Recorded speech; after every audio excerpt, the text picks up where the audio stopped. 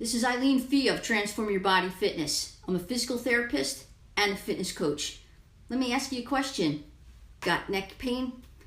Most people have some sort of neck and upper shoulder pain because everybody's on their cell phones, everybody's on their computers, everybody sits like this, and we live in a stressful environment. So, it's very common to have neck, upper back, and shoulder type of pain. And most people know to kind of move their shoulders around, because it's a natural thing. You're trying to get yourself unstiff, right?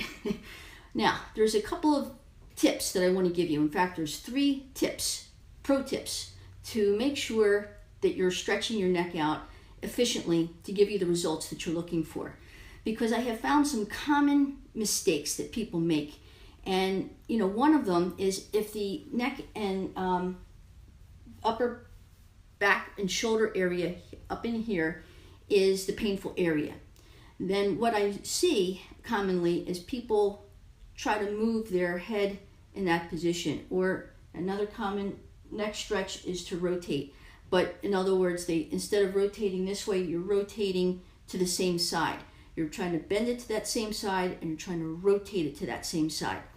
That's what seems logical for a lot of people, but from a physical therapy point of view, bad answer. So the idea is that you're trying to stretch the muscle out. When you stretch it, you're making it longer. So when you're doing, or you think you're doing yourself the correct method by moving in that same direction or rotating in that same direction, what you're actually doing is you're feeding into the tightness. You're feeding into the pain because you're making the muscle shorter. When you want to make the muscle longer and to stretch it out, you go in its opposite direction. So if this is the area of the pain, one of the next stretches is to go down, bring your ear down towards the opposite shoulder. Or the other neck stretch is when you're turning your neck. You see, you're stretching all this out and you're trying to look over the opposite shoulder. So that's tip number 1. Stretch and move your neck to the opposite side. This way you're stretching out the tightness. Tip number 2 is hold that stretch for a minimum of 5 to 10 seconds. 20 to 30 seconds is actually even better. But the idea is I see a lot of people doing this. That's not a stretch. That's just movements and contraction, because again, you're trying to stretch things out. And when you're going back and forth, you're causing the muscle to contract.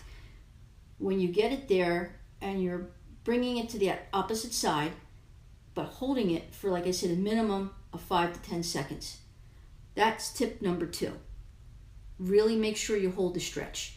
Now, tip number 3 is helping you to try to make sure you're keeping the movement efficient.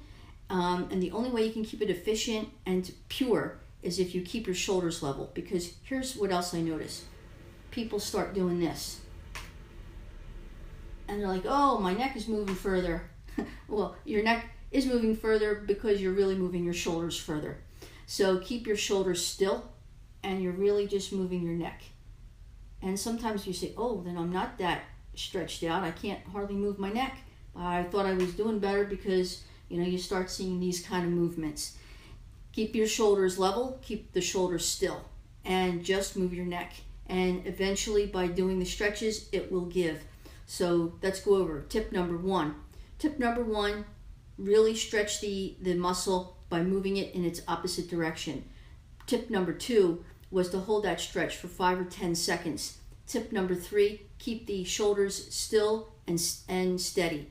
So these are good tips to help you to more efficiently get the results you're looking for from your neck stretches to relieve your neck pain.